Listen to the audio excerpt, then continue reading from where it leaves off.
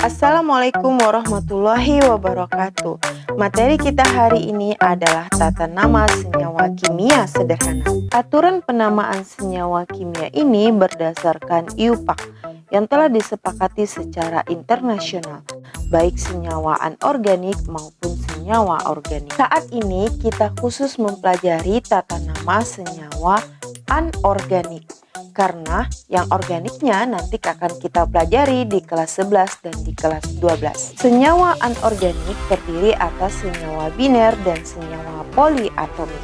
Senyawa biner adalah senyawa yang hanya tersusun atas dua jenis atom. Nah, berdasarkan jenis ikatannya, senyawa biner dapat dikelompokkan menjadi senyawa biner ionik dan senyawa biner kovalen. Senyawa biner ionik tersusun atas ion logam dan ion non-logam. Contohnya NaCl, KCl, MgCl2, MgO, AlCl3, dan Al2O3. Sementara itu, senyawa biner kovalen tersusun atas dua unsur non-logam yang jenisnya berbeda. Contohnya CO2, NO, NO2, dan PCl3. Untuk senyawa biner ionik yang unsur logamnya hanya mempunyai satu bilangan oksidasi seperti logam alkali, alkali tanah, dan aluminium, diberi nama dengan menyebut nama logamnya terlebih dahulu, kemudian nama anion non-logamnya. Oleh karena itu, kamu harus mengetahui terlebih dahulu nama beberapa ion, baik kation maupun anion, seperti yang ada pada tabel berikut ini. Nah, dari tabel tersebut, kita dapat menentukan nama kimia dari MgCl2, di mana logamnya adalah Mg atau disebut dengan magnesium, sementara non-logamnya adalah Cl yang disebut dengan klorida. Maka nama senyawa kimia dari MgCl2 adalah magnesium klorida. Contoh lainnya adalah Al2O3, di mana logamnya adalah aluminium dan non-logamnya adalah oksigen dengan nama anionnya adalah oksida. Maka nama kimia dari Al2O3 adalah aluminium oksida.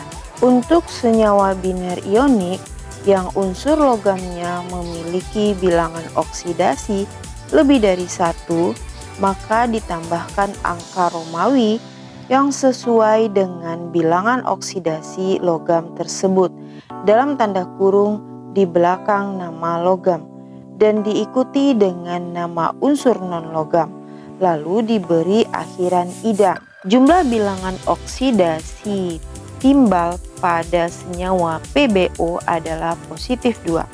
Maka nama senyawa kimia dari PbO adalah timbal 2 oksida. Bandingkan dengan PbO2, di mana logam timbal memiliki bilangan oksidasi positif 4. Maka nama senyawa kimia PbO2 adalah timbal 4 oksida. Contoh lainnya bisa dilihat pada tabel berikut ini. Baiklah, kita pindah ke nomor 2 ya, tata nama senyawa biner kovalen. Nah, penamaan senyawa biner kovalen berhubungan dengan nama unsur penyusunnya dan jumlah atomnya. Jumlah atom setiap unsur dituliskan dalam bahasa Yunani.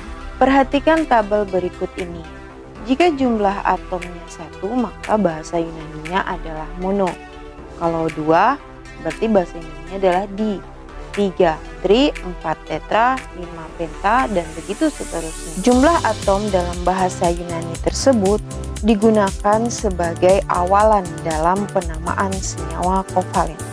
Jadi, senyawa biner kovalen diberi nama dengan menyebutkan unsur pertama yang telah diberi awalan, disusul dengan unsur kedua yang telah diberi awalan dan akhiran ida. Contohnya nama senyawa kimia dari N2O3 adalah dinitrogen trioksida. Jika jumlah atom unsur pertama hanya 1 buah, maka nama Yunani dari jumlah atom tersebut tidak perlu dituliskan. Contohnya senyawa CO namanya adalah karbon monooksida, sementara senyawa CO2 namanya adalah karbon dioksida. Untuk senyawa biner kovalen yang berupa gabungan antara asam atau hidrogen dan nama unsur non-logam, maka diberi nama asam ditambah nama unsur non-logam ditambah ida. Contoh senyawa HCl namanya adalah asam klorida dan HBr namanya adalah asam bromida.